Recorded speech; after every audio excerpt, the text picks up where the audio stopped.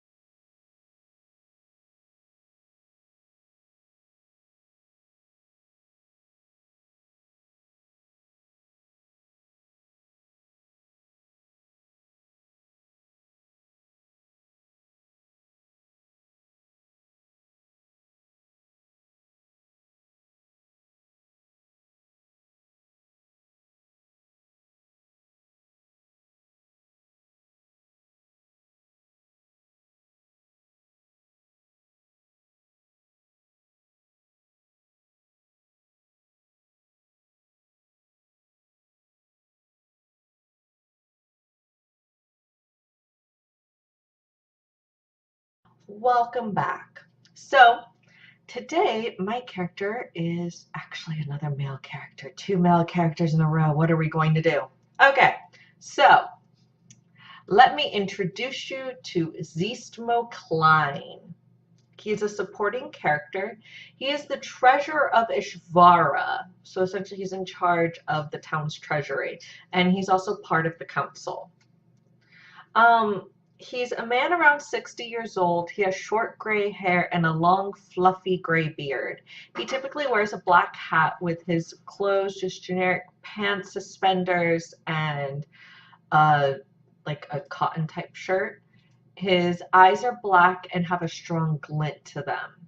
He is rather tall, but his build is just kind of average.